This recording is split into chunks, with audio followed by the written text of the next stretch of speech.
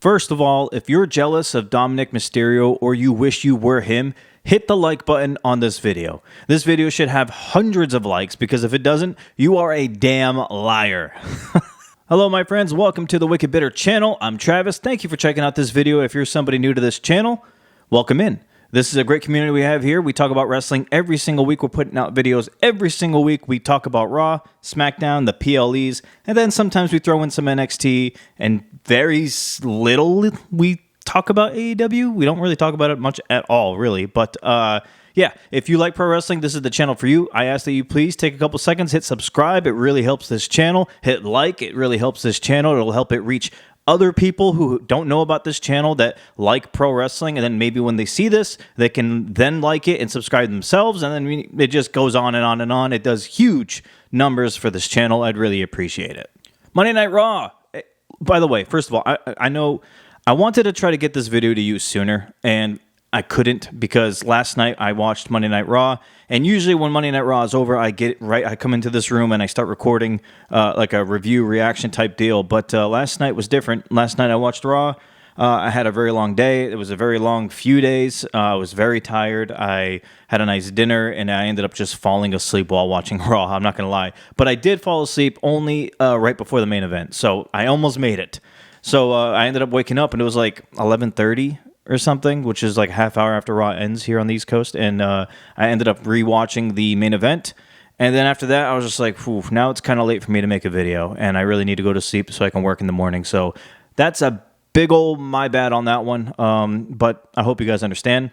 This video is coming out when it's coming out, but I really wanted it to come out like hours ago, like in the morning, but it's fine. It's out now. I hope you enjoy it. I hope you like it. I hope you comment, and yeah, I hope you can join me in this conversation about what happened on Monday Night Raw.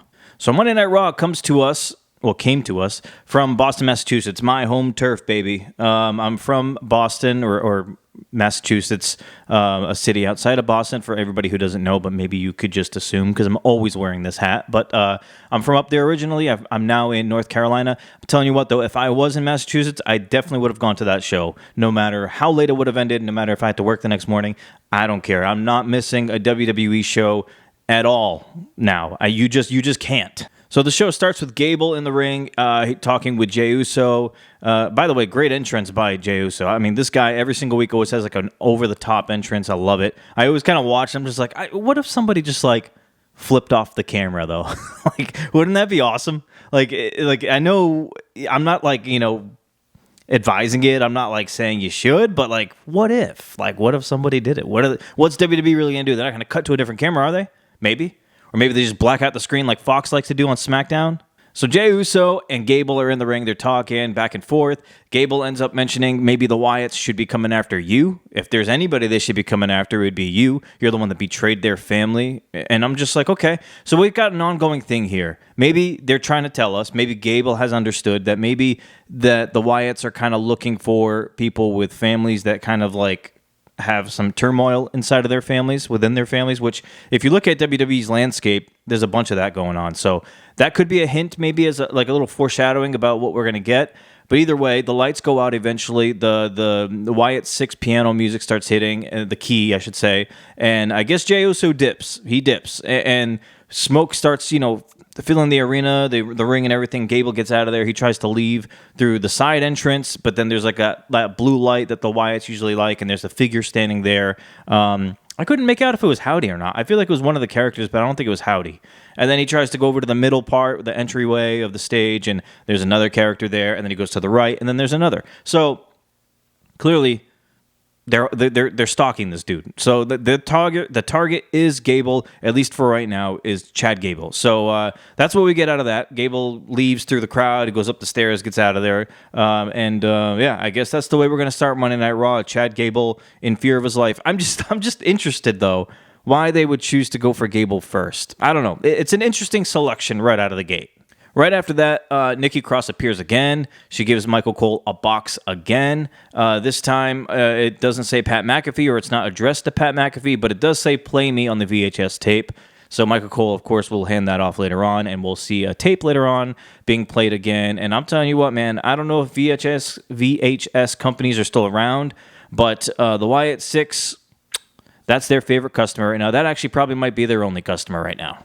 One thing I noticed, though, when Gable was cutting his promo, he did mention saying, feast your eyes. And I'm like, that's weird, because he never says that. And Dijak just got released, and Dijak, that was like his thing. He would say it all the time. And then afterwards, later on in the show, when Xavier Woods was facing Karrion Kross, Michael Cole said, Woods is looking to get retribution. And I'm like, are they just dropping like Dijak references on purpose, or was this just like a coincidence, or just like my brain working this way? Because feast your eyes and then retribution in the same night.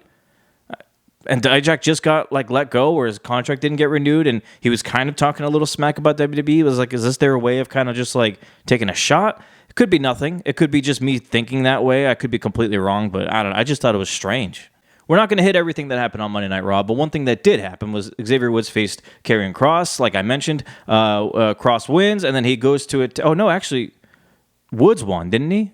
Yeah, Woods beat Kross, and then Kross attacked Woods after the match, and then Kross attacked Kofi Kingston after the match, and it looked like he was trying to break Kofi's arm. It lasted a very long time, to the point where I thought that somebody was going to save Woods, but he was really holding on to that arm for a very long time. I'm like, okay, what happens here? Is Woods going to save him? Or somebody going to come out? Or are we going to see the final snapping of the arm? Like, I don't know what happened there, but my guess is they're going to play it as Kofi broke his arm or something, or maybe write Kofi off TV for a little bit. And we're going to get a little solo thing here with Woods. Maybe Karrion Kross tries to convert him over to the Final Testament, or tries to bring out like the dark side of Woods or something. And I think the Woods and Kofi split is coming soon.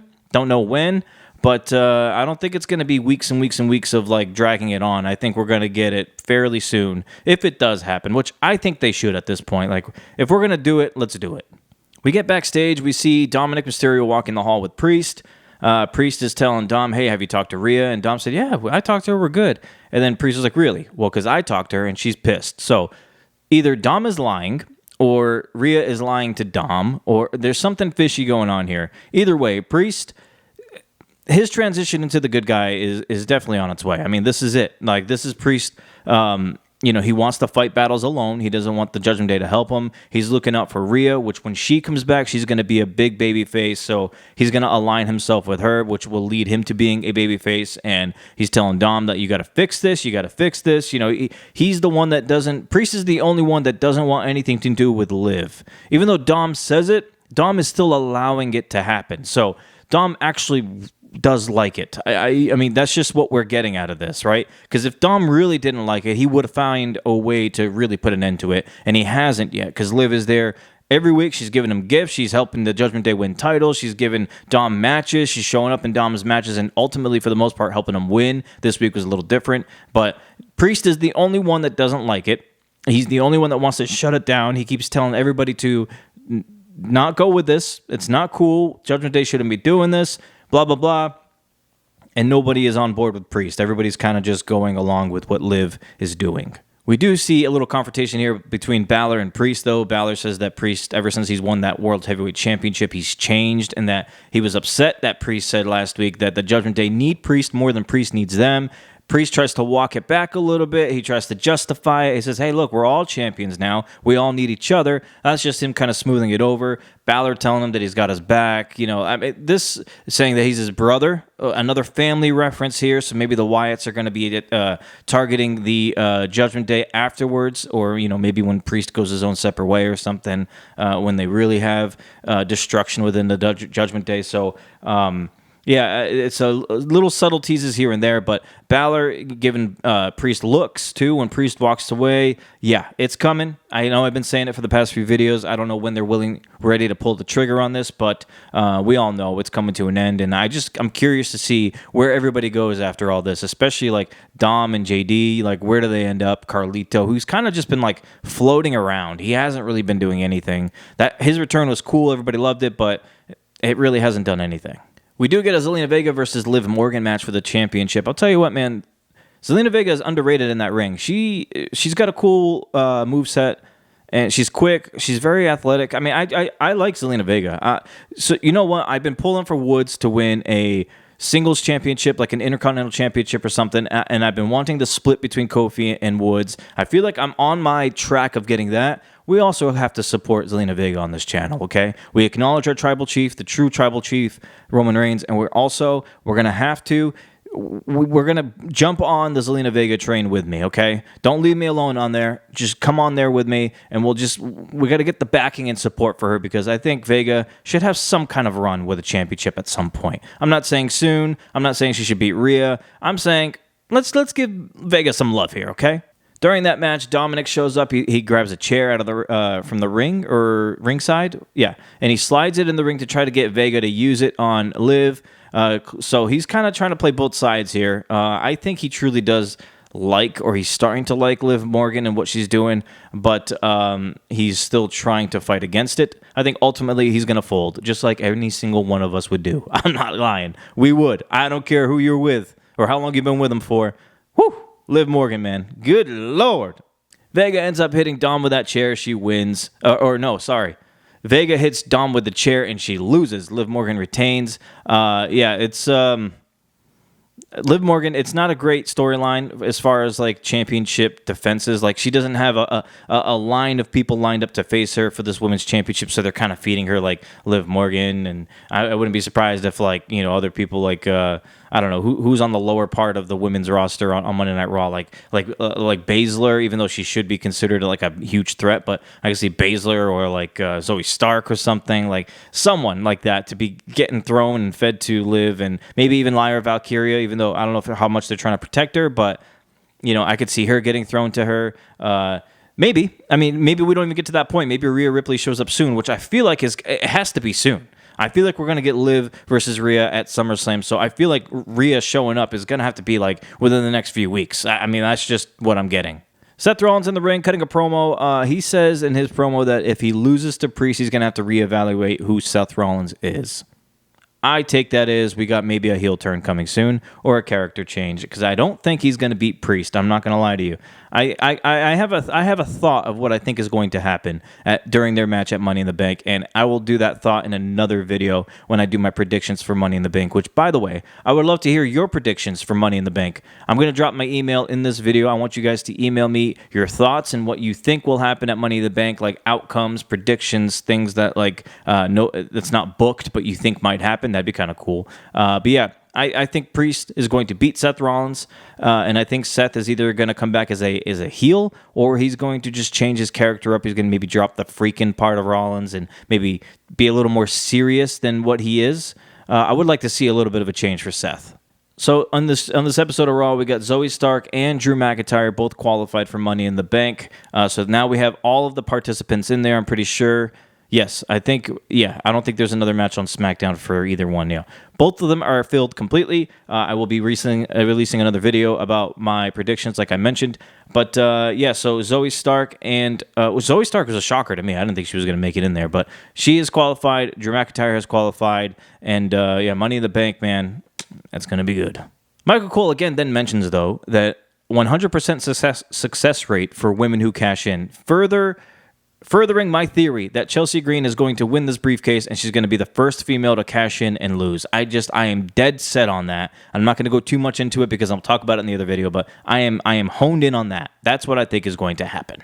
So we get a VHS plays now with not Sami Zayn, Bo Dallas, again in this little, looks like the Firefly Funhouse. He's talking to Uncle Howdy.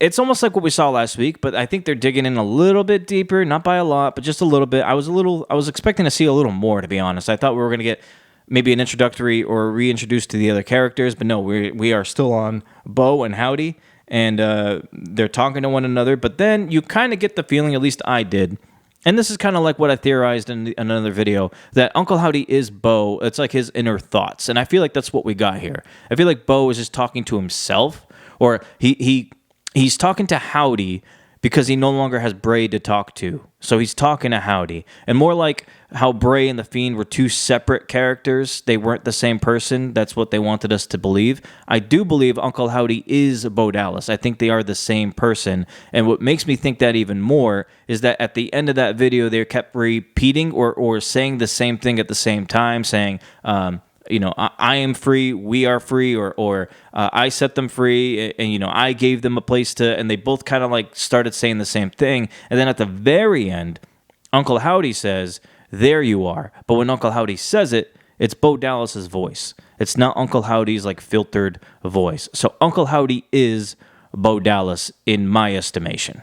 They did mention, though, they did hint, well, I mean, he flat out said that people have been using their families to their own benefit, and they're going to have to pay for their sins. So you look around, you look at all the families in WWE who are beefing or have broken up recently. I mean, you got the Alpha Academy, Judgment Day's got to be up there, Bloodline at some point. All of these are on the table here. Yeah, I think we're going to get Wyatt family, or the Wyatt Sicks, I should say, just going after families or people who were close like brothers or whatever, and they're going to go after them, and that's going to be their targets. And maybe it'll lead to something bigger than that, because I feel like there's only so far you can go with that. So I'm not closing my door on any of this. I love the Wyatt Sicks. I love what they're doing. I was expecting a little more at times. I think we are going to get more. But right now, I think they're taking the slow sizzle approach here in WWE, and I don't hate it. But I just hope it doesn't go on forever. Either way, Wyatt Sicks is great. I hope you all agree and are on board with the Wyatt Sicks. I really hope everybody tries to give it a chance here, because I think they have a chance to make this amazing. I'm ready to just give Braun Breaker every single title in WWE. I don't even care. Give him every single title. WWE, World Heavyweight, both the Women's Championships. I don't care. Just give Braun Breaker all of the titles. This guy, to me, has had one of the best rises from NXT and as quick as he has in so long. I know I've been glazing him over the past couple of videos. I'm going to keep it going. Braun Breaker, this is a Braun Breaker channel. And I'm going to be honest, I didn't really watch too much of NXT when he was down there. I knew of him. I saw some clips of him. I kind of caught on to him a little bit more and kind of paid attention a little more when he was teaming up with Baron Corbin. But, hey, Braun Breaker, man, this dude has every single thing you want for a top star in your company. Every single thing. I'm not even joking. And the fact that he can come out and the crowd will bark like that. This dude, he's brand new to Raw. Like, you don't ever get this. This is lightning in a bottle right here. You better hold on to it, because this dude is going to be a major star. So much so, he's got me actually like doubting that Sami Zayn will beat him. To me, it's like, I don't think Sami will beat him at Money in the Bank. And I just can't see Braun Breaker losing right now unless something fishy happens. That's the only way I could see him losing. To cap off Raw, Drew McIntyre wins the qualifying match. As I mentioned, that triple threat. He will be the last final participant inside of Money in the Bank. He did mention that he's going to win it, and he's going to cash in on the same night. This got me thinking, and I'm going to explain more about it in my next video when I talk about Money in the Bank predictions. I hope you all have a good rest of your week. Turn on the notifications if you haven't yet. Subscribe to the channel if you haven't, and please like the video, because likes on this video and subscriptions to the channel will get this video out there to more people who I really want to join this channel with all of us, because, hey, we made 1,300 subscribers. We got there, guys. We got over it. We're over 1,300 now. Very happy about that. Very thankful for that. I appreciate every single one of you who supports the channel, and just get the word out there for more people, man. We want more and more people coming into our channel here. This is all of us. This is our channel. I want this to be the best place to be if you're a pro wrestling fan. Have a great rest of your week. I will put out another video soon with the Money in the Bank predictions. And again, email me your predictions. I would love to read them here on another video. Until then, guys, have a good rest of your week and stay bitter.